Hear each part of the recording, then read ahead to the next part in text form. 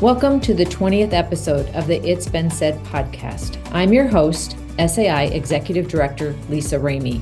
Each show is dedicated to conversations on leadership as we further SAI's mission to support, encourage, and develop Iowa's educational leaders and learners. We're excited this month to welcome Jason Toenges, SAI President and High School Principal at Union Community School District. As a principal, Jason has experienced the unexpected passing of a student 3 different times in 9 years. As a result, Jason has had numerous conversations with principals wanting to learn from his experiences. Welcome, Jason. Thanks for having me, Lisa. Yeah, we're excited to have you here today. So before we get started on our questions, tell our listeners a little bit about Jason Toenges. Well, I really appreciate the opportunity to speak to everybody today. So just a little bit about me is my background. I graduated from Algona in north central Iowa before going to the University of Iowa. After I graduated from Iowa with a degree in history and secondary ed, my wife also has a master's in public health, so she was looking for a job. We ended up in St. Louis, Missouri for a year where I taught high school social studies, and then my wife ended up getting another new job in Houston. So we moved to Houston, Texas for 6 years, where I taught middle school social studies, and I was an instructional coach for a couple of years, and then high school social studies. And then about that time is when I started looking at administration. And I got my master's, finished up my master's at Lamar University outside of Houston, and then started to apply for some administration jobs back home in Iowa. My wife and I had all of our children at that point. We really wanted to have them to have an Iowa education, be back in our home state. So we were looking around, applied for a lot of different positions, and ended up finding a great position in Marcus, Iowa, as the principal at MMCRU. Originally, I was a 712 principal before we combined with Remsen Union and became MMCRU, Marcus Meriden Cleghorn Remsen Union, and where I became the pre-K through 4 and 9 through 12 principal for 3 additional years. And then after that, I was able to look for another position that was a little closer to my family.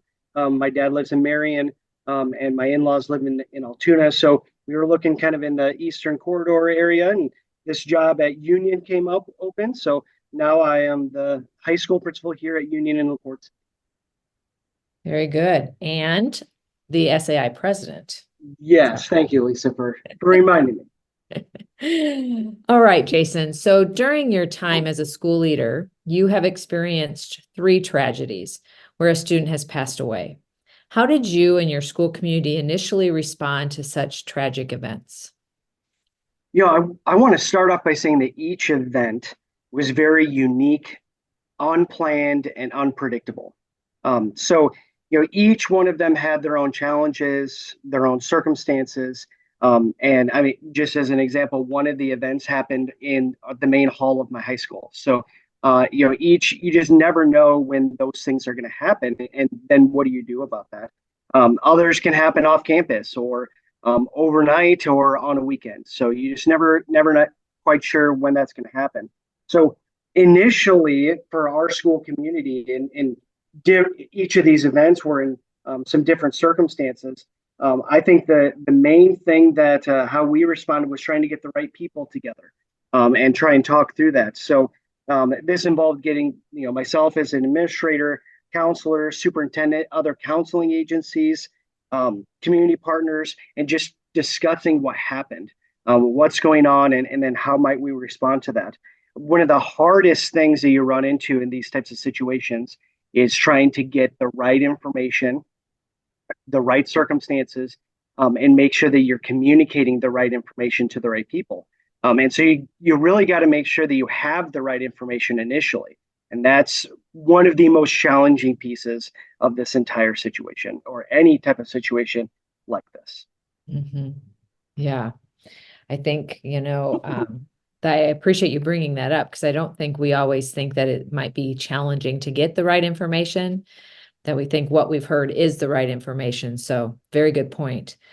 So what were some of the immediate other types of challenges you faced in supporting students, staff, and families through the grieving process?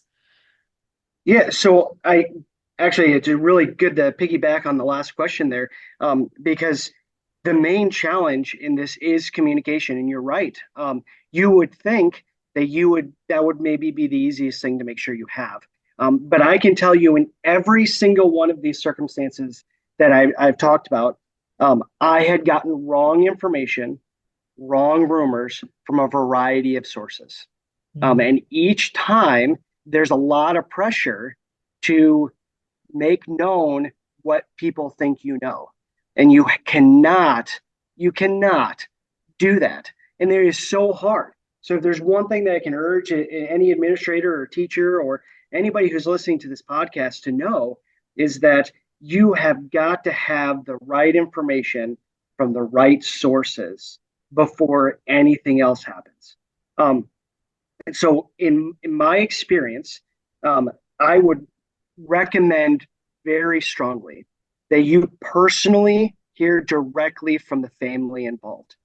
That's one of the hardest conversations you'll probably ever have, but you have to have it, and you have to hear it. So as the administrator, I had to make that phone call. I made the phone call all three times, and which is part of the job. That's one of the things you got to do, because you can't rely on a third person making and hearing and giving you the information, because you're going to have to craft statements. You're going to have to figure out what that information is, and then what do you do with it? And if you don't have it or it's questions, now what do you do?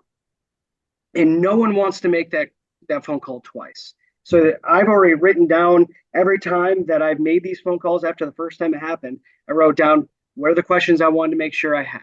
And the first question is always, what happened specifically from the family? Do we have permission from the family to share that information with our students, with community? What is that information, or what information can we share just with students or just with the community? Sometimes those communication can be different. And so the next question might be then, do we have permission to share this publicly with parents? Are the parents planning on communicating that? You just got to work together with them to figure that out.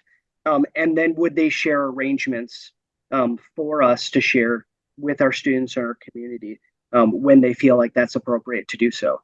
And then I would just write down all that information. But once you have that, now the second most challenging part of this is, how do I communicate with students? And I would say that so you have this information, the really tricky part in our need for constant, quick, instantaneous communication is that your kids may think they know more than you do. And they're wondering, why hasn't the principal said anything? Are they just ignoring the situation? This is all happening. You can have tears, you can have people crying, you can have teachers not knowing what's going on, and everyone's looking to you for all the information that you might not have and you can't confirm, and you just have to wait until you have the right information. And then my recommendation is, once you do have the right information, is that you have a person-to-person conversation with kids. Now, you may not be able to have that if it's on a weekend or a weekday night, be able to have that right away with kids. But I found the most effective thing to do was to go around to each classroom and tell them, you write out a script and you tell them what happened.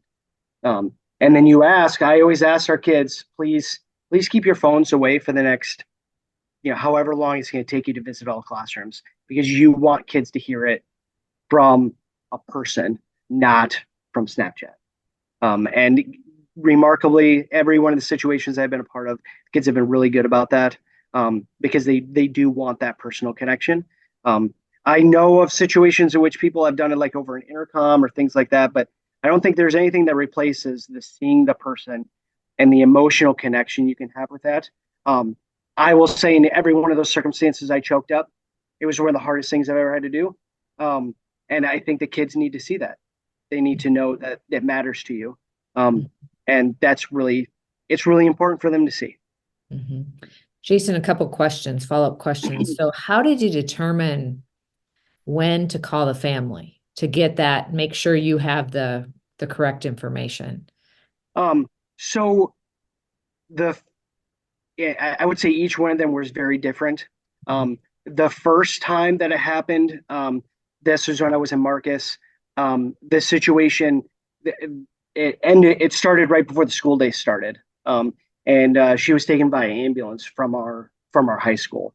And So we had actually, there's a lot of connect. It was a small town, so there's a lot of communications with the people who were on the ambulance and teachers who had family members who were on the ambulance. And when they got to the hospital, those people were the first people to probably communicate back to us that a tragedy had happened. And so then after I had started getting that information, then I decided to make the phone call to the student's mom, because I needed to confirm that information. So that's it. Sometimes it might be that rumor, but sometimes you might have to confirm that. Other circumstances, sometimes you might get even somebody you feel very trusted about, which I did in another situation, where I had somebody who I felt was really close to the family inform me that the student had passed. And luckily, I had other sources that I was able to work through and say, is this true or not? Turns out it wasn't true.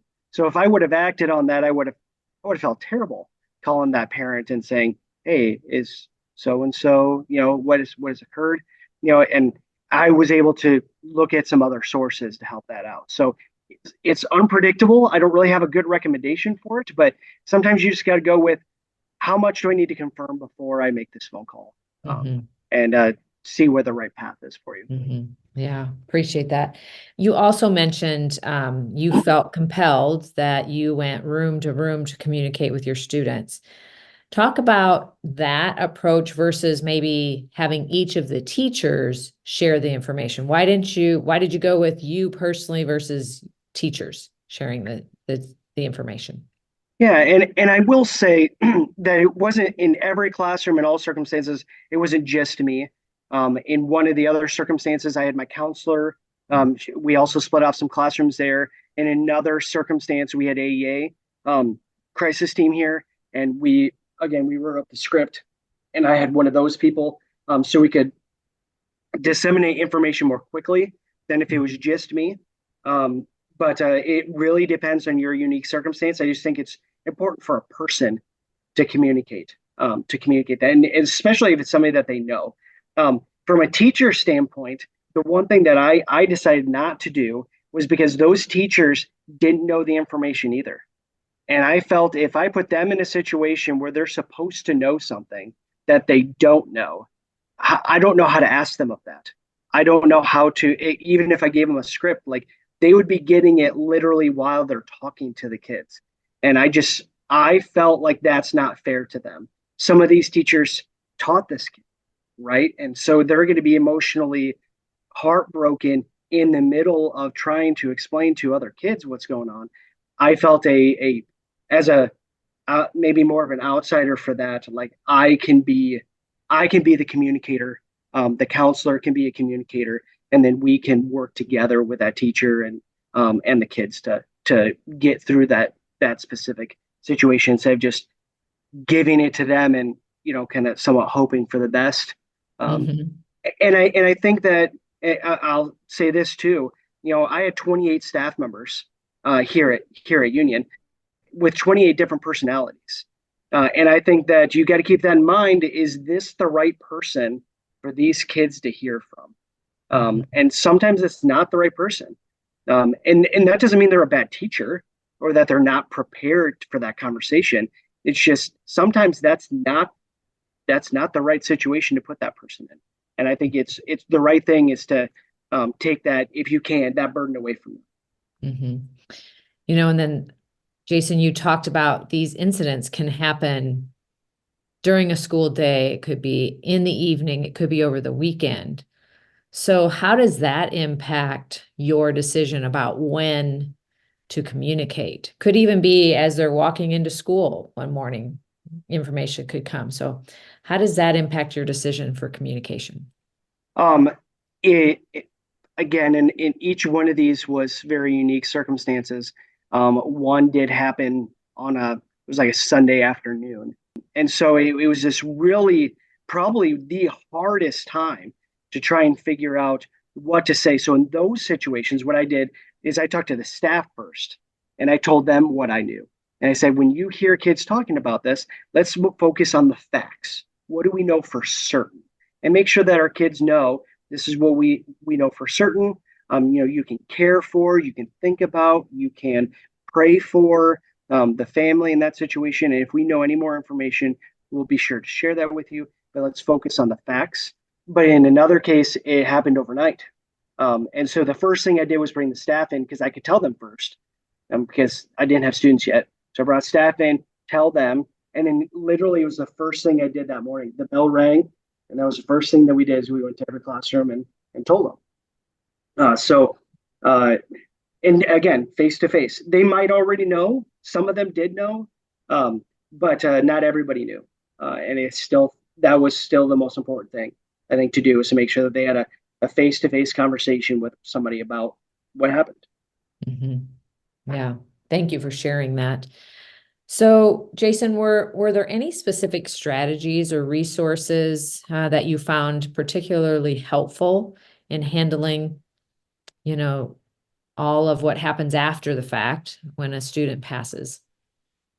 So I'm going to give a huge thank you and shout out to both the Northwest AEA's crisis team and Central Rivers crisis team, because they are amazing people and they do amazing things. And the things that they can think about that you're not thinking about or you haven't thought about yet, instrumental in making sure that you are seeing the whole picture. Because at the moment when you're trying to deal with a crisis situation, you can be very singularly focused and kind of have some blinders on in some ways. You're not seeing all these things, and it's that's why it's perfect to have these other individuals who can step in and provide that extra context. And so I cannot say enough about AEA crisis teams because they have been instrumental in all three of my circumstances in providing myself care along with the students and staff of my buildings. Each situation is different. Kids are all different, but they were awesome in doing that. The other kind of strategy, I guess, not necessarily a resource, but a strategy that I found was really important is physically visiting the family as soon as you can, the day of, if you can. I will say, and if I get choked up a bit on this, I apologize, but it is, outside of making the phone call, the hardest thing I've ever done in my entire life, every single time. But that personal response, that personal communication and connection with them, they don't forget that. So they know you're there, and you don't have to stay long. I think in all circumstances, I was there for less than 5 minutes, probably. But those families they still talk to me about it. They remember that. It just goes a long ways. Yeah, for sure. That personal touch. You've talked a lot about communication. So is there any more that you'd like to share with our listeners around how you navigated communicating with, students, staff, other parents, the wider community, but also taking into consideration, respecting the family's privacy? And, it's a sensitive topic, right? Absolutely is. And that's when I talked about that, that first communication with the family about getting some of those questions answered is vital to having that. The AEA also provided us some templates to use in communicating that. And again, in my prior experiences, I was able to use some of those tools as well to write up, generally what happened and make sure our communities, aware of the situation. Some in every community is different. Just talking about my Marcus situation, that family was well connected within the whole Marcus community, but maybe wasn't as connected in the Remsen community. So you're trying to make sure that you are understanding like who is connected to what and what does that look like. And you got to be very careful about some of those things. In another situation that I had, the family wasn't quite as well connected in the community, so that was I felt more important on me to make sure that I'm communicating well because even though I might not directly offend somebody who's connected to the family, you've got to make sure that you're still communicating the right information. So getting what they want you to say is also vital. So, but sometimes it just takes time, and it doesn't feel like you have the time. There's a lot of pressure, but you have to take the time to do it right. This is not one of those things you want to rush. Agreed. So, in what ways did these experiences shape your approach to crisis management and emotional support within the school? One thing I've said every single time of these situations is that there are some things that are more important than learning and schoolwork. And this is one of those times. And everybody grieves differently, and so some teachers are going to view it differently. They're going to feel differently about it. And you have to communicate to them that our kids are in very different circumstances. And they're going to come at you from a variety of situations. And we have to do our best to listen to them, to understand what they're dealing with, connect them to the right people if you have them. So our crisis team, the AA crisis team, was here in all of the circumstances that I've talked about, 3 days probably, in addition to the day in which we found out. And you see like a slow, the first day you're going to see a lot of kids who are going to want to talk. Second day you're going to see some of the same ones, but less of them. And the third day you're going to see even less. And then that's when you start to feel like, okay, like we're okay. Some teachers can talk through that, but you want to have people, if it's not the teacher, you want to have some place for them to go and a person for them to talk to. And the AA crisis teams were instrumental in doing that. So when I think about like emotional support for students, I often think about if it's not me, if it's not my counselor, what other ways can we reach kids? Who else can they connect with? Is that their a religious figure in their life? Is it their own counselor? Is it in some cases is DHS workers? Like, who are those people? How do I get connected to some of those people? Because there might be a situation that arises where I need to connect them with that right person. And so I think in my terms, I've learned how to widen my lens for more people to provide support, and then keep focused on kids as people and as that they're human beings first and they're students second. So care about them and their emotional well-being before you start thinking that they need to do all their homework and complete this test. Is that really truly the most important thing for this kid right now? Or is the most important thing to care for them and listen to them and understand them? And as a pretty straight-laced, go-getter kind of person, that was a shift for me to learn and think about and go, it's okay. And it's got to be okay. And I've got to find other ways to change that in myself, in staff members, and just kind of continue to grow. And then the last thing I wanted to say is just, you got to give lots of grace. There's going to come a time, 2 weeks later, where you're going to have a teacher, or, anybody, could be a parent, who is going to say, we need to start holding these kids accountable for this stuff. It's been 2 weeks. You have no idea what's going on with that kid right now. 2 weeks might be the time when it starts to hit them. And that's when you need to realize that, they might just start be dealing with this. Have you talked to them? Have you gotten to know what's going on with them? Like, it's something else happened in their life? Are they having some other trauma? There's no timetable for grief. There's no end point for grief. So how can we better understand that and better provide supports for kids? Mm-hmm. Yeah. So could you share an example or even a story of a lesson learned from one of these challenging experiences you've had?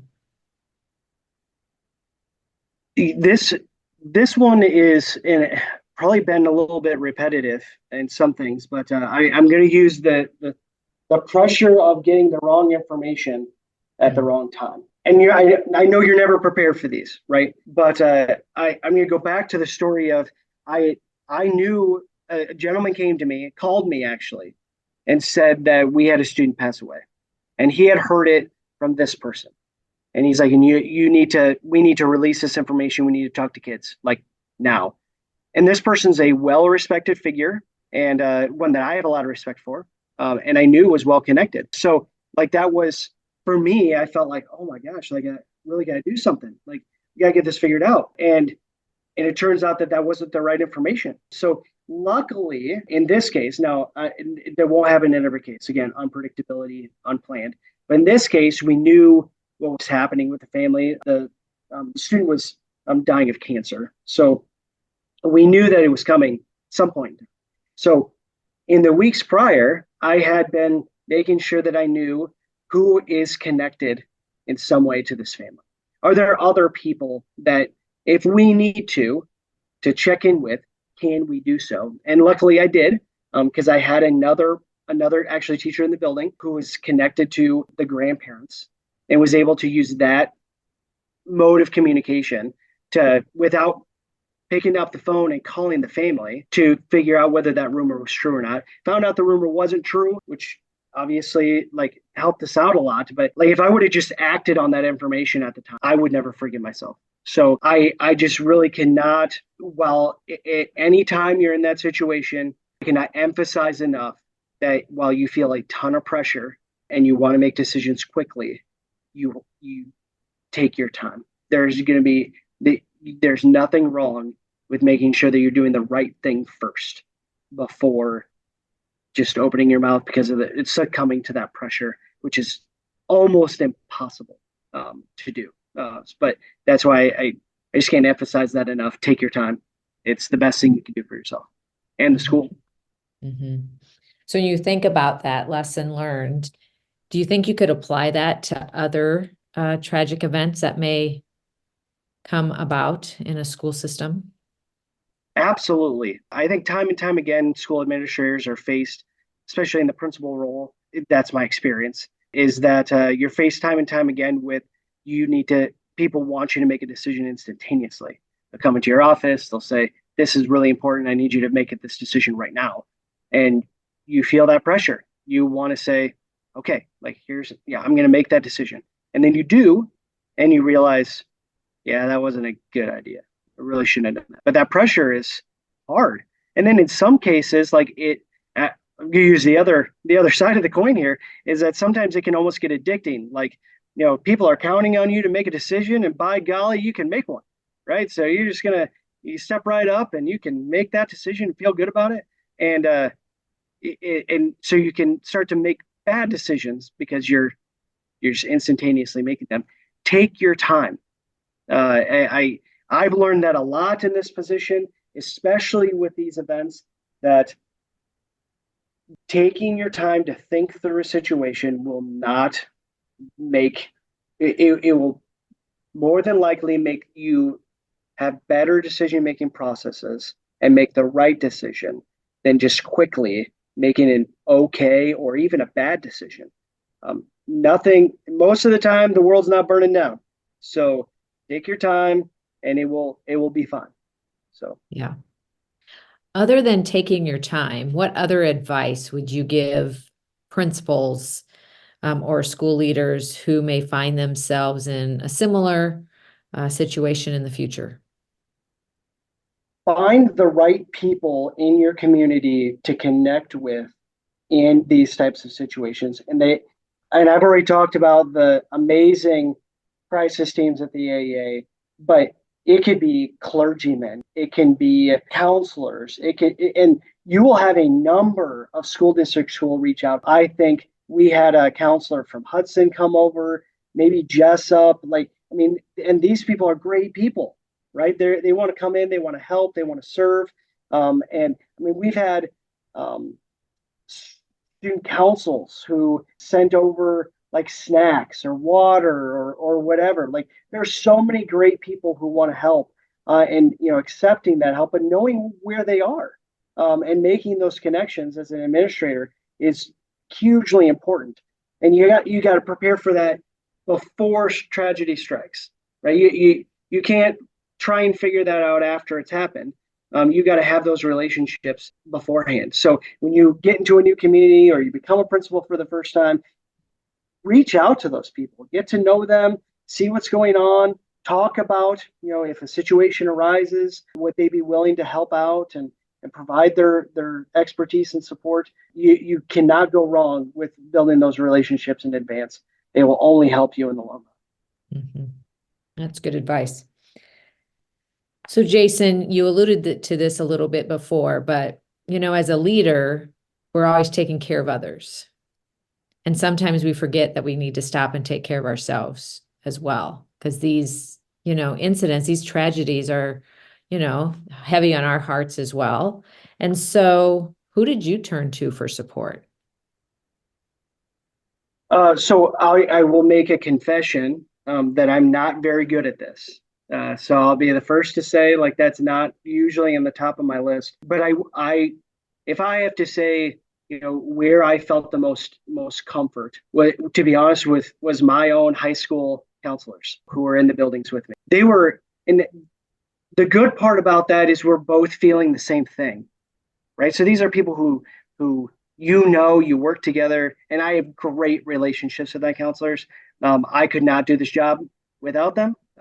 They are amazing people. So I don't know if they're listening to this, but Kayla Schrader and Amy Krez are amazing people. And just being able to sit down with them and talk through the situation and how you feel, because they're feeling the same thing. It really is. It's great to have those people. And so any administrators that you're listening to this, build those relationships with your counselors, because they will help you in these. You can help them because they're dealing with the hurt, the grief as well, and sometimes they don't even know who to turn to. They might, it could be as lonely a job as a counselor as it could be for an administrator. So you can lean on each other for those supportive circumstances, and I did, and I just really appreciate those people. Mm-hmm.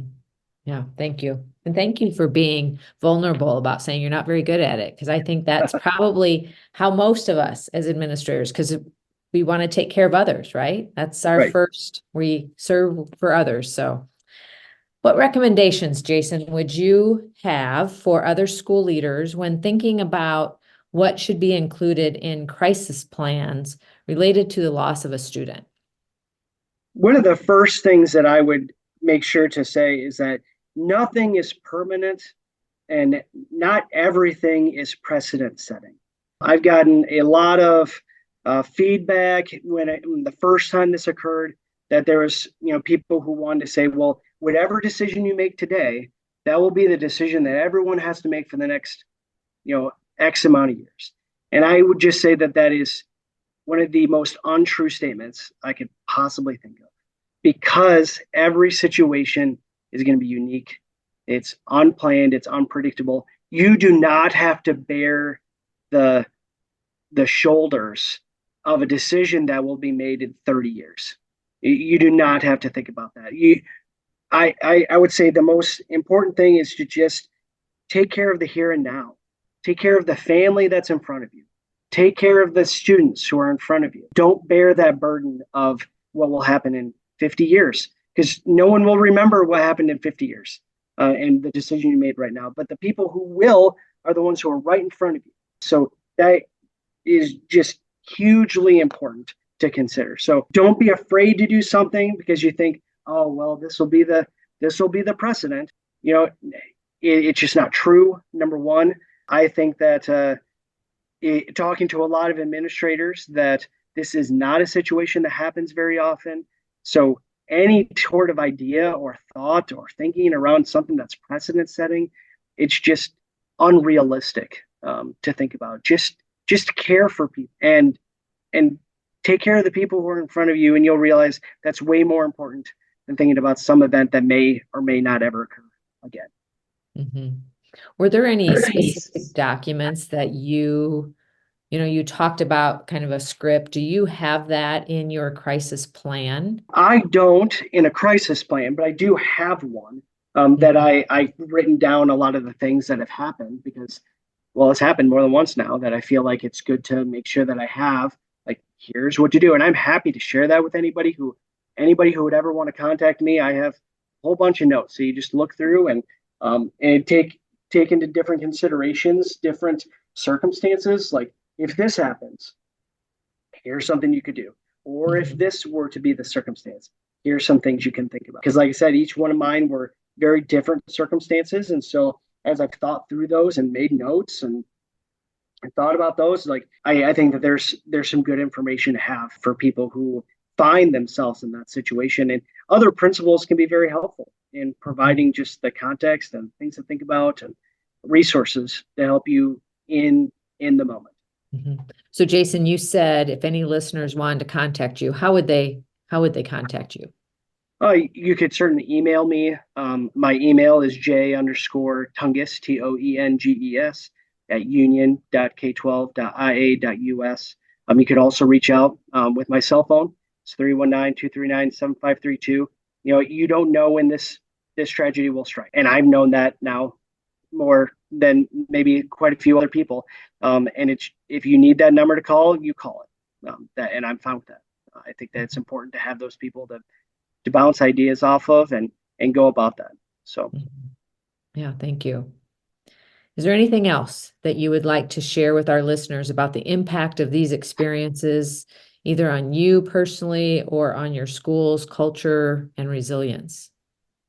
One last thing that came up, and it will happen. So I think it's one of those things to focus on is the idea of memorials. So one thing that kids always want to do very soon after, it can even be the day of, is you'll have people say, what are we going to do to remember this person? Or we need to do this right now to remember them. And we need to get that started right now. And my best advice is say, not yet. It's not the right time. Because one thing you really want to do is communicate with the family. What do they want to do? And right now is not the right time to have that conversation with the family. So take your time, set that aside.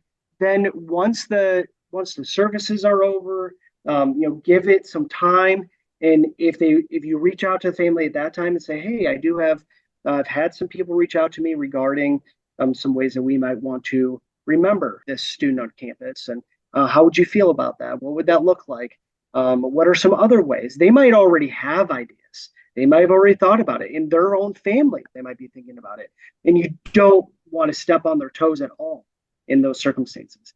So it's one of those decisions that they're going to want to make right now, and you've got to pause, and you've got to say the hard thing because they're literally crying in front of you, and you feel like you're breaking their heart by telling them that now is not the time, even though they know for certain it is. But you've got to be the one to say, we're not ready for that yet. We will at some point have that conversation, but now is not that time. I really, really highly recommend to take your time on those. And sometimes, go back just a half a step. Sometimes memorials are listed in your board policies. And so you do want to check on those, but take your time. You have time, and it will be fine. Check your board policies and what those look like, and then make sure you're communicating with the families, and then you can move forward from there. Jason, something you said just sparked another question in my mind. And you may or may not have experience with this, but what if a family asked to use school district facilities for the service? What advice would you give to other leaders on, is that a yes, a no, depends? So in my belief, my personal belief, is that we're not called a community school district for nothing. We're a community school district. We support the community. And in my experience in these small towns, as your school district is a thing that binds people together. It might even be the largest venue you have within half an hour. And when you have that kind of facility, and you have the amount of people that are affected by this circumstance, I would say absolutely you should be a source, that you should be a place where people can gather, where people can grieve, where people can talk, people can remember the student that's literally been in your halls to do that. I think there's a lot of value in that.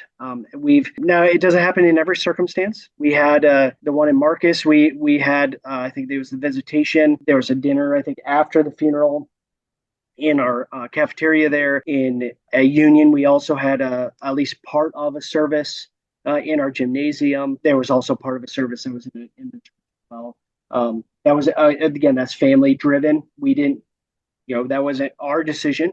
We talked with the families and we talked through that. In the other situation, the family decided they wanted to have it in a different site. So we wanted to support any of those choices. But I think that we're a community.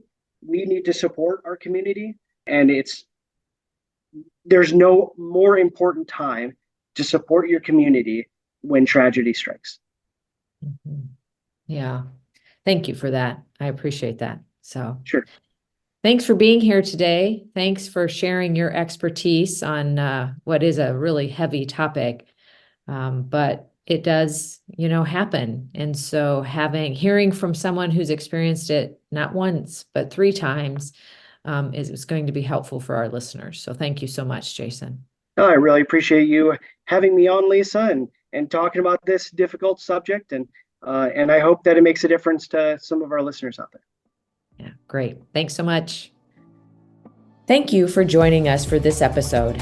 SAI's annual conference on August 7th and 8th will provide additional strategies for navigating crisis situations with thought leader Michelle Gay and a promising practices session with local leaders.